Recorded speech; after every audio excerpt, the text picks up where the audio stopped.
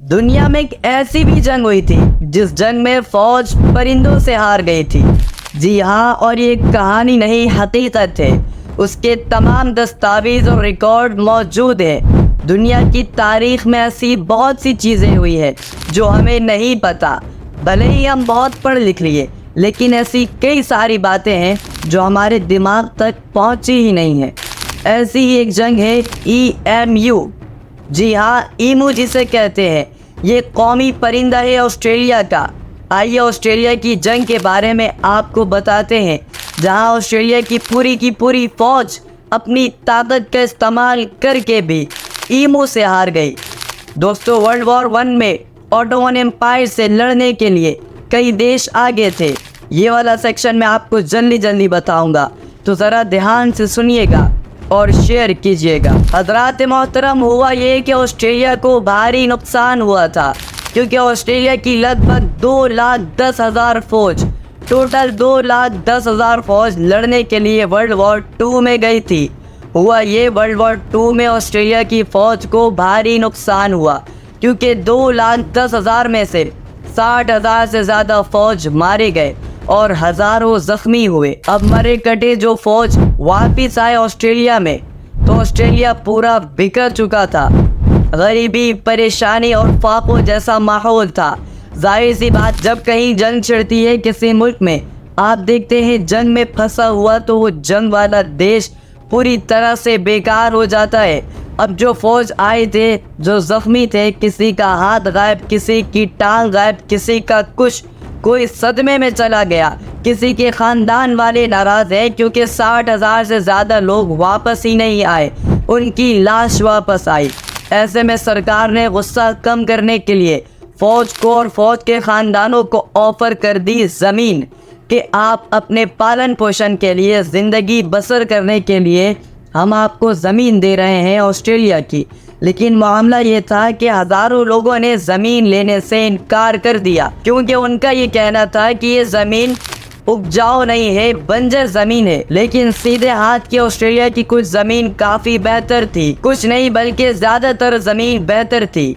तो ज़्यादातर ऑस्ट्रेलिया के फ़ौजियों ने और फ़ौजों के ख़ानदान वालों ने उस ज़मीन को एक्सेप्ट कर लिया, और गवर्नमेंट ने जो अपील की थी कि अब आप फ़ौज से आराम ले लीजिए और अब आप फार्मर बन जाइए, किसानी, खेती बाड़ी कीजिए, और उसके लिए हम आपको ज़मीन दे रहे हैं।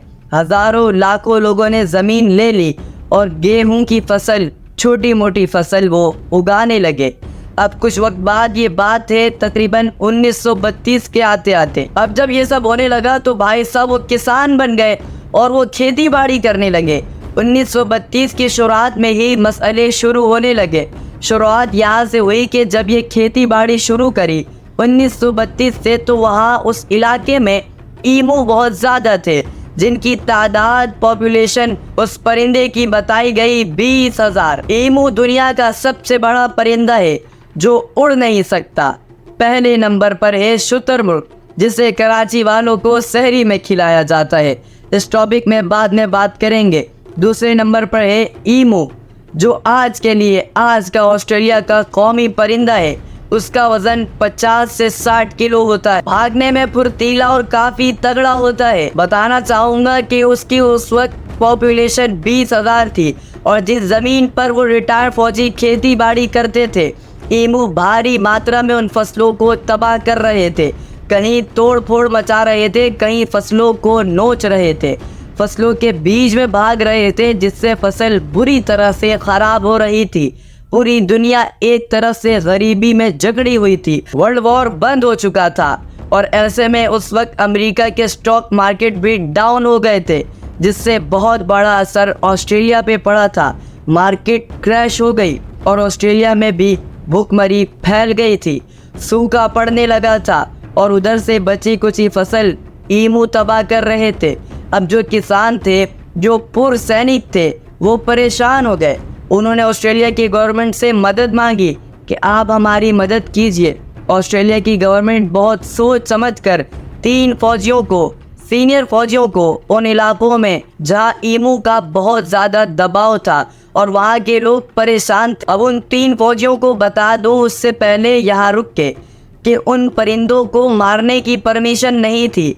आप भगा सकते हैं, लेकिन उनका दबाव बढ़ता जा रहा था। ये देखकर परमिशन दे दी गई किसानों को कि आप जहां ईमू को देखें वहां गोली मार दें। लेकिन गलती ये हुई कि फौजियों के पहुंचने से पहले किसानों ने ईमू को खूब मारा। जहां ईमू को वो देखते वहां गोलियों की बरसात कर देते। लेकिन ईमू इतने फुर्तीले थे कि वो भाग जाया करते थे।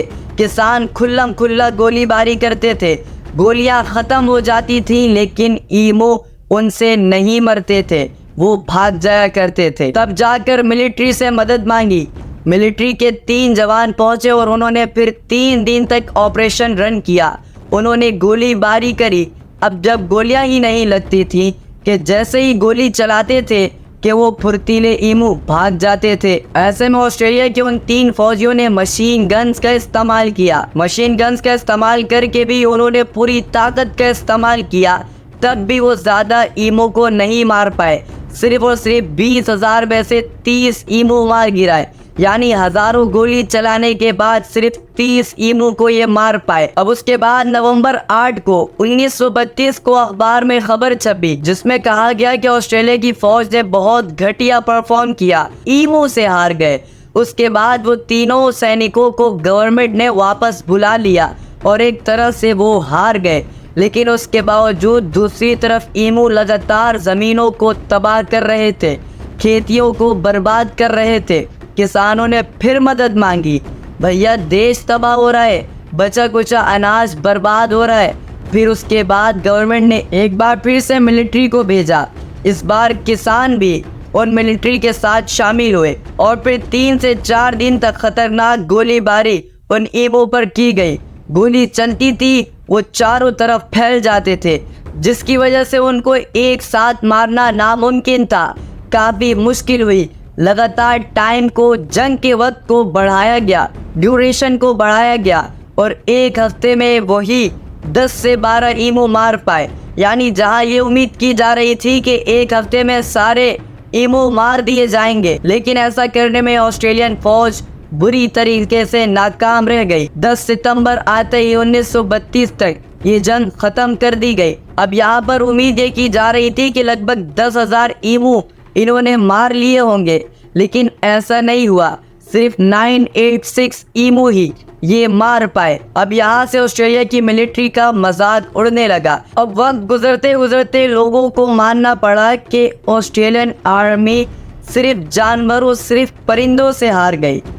ऑस्ट्रेलियन मिलिट्री के एक सरबराह, उन्होंने कहा कि अगर हमारे पास ईमू की फौज होती, यानी ईमू की सेना होती, तो हमारे पास दुनिया की सबसे मजबूत फौज होती और पूरी दुनिया की फौज एक तरफ होती और ईमू की फौज एक तरफ होती, तो ईमू की फौज को हराना मुश्किल नहीं बल्कि नामुमकिन था। इसी तरह ऑस्ट्रेलिया अपनी हार को तस्लीम करते हुए उन ईमू से किनारा कशी इख्तियार करता है और ईमूज़ को अपना कौमी परिंदा मुंतखब कर लेता है।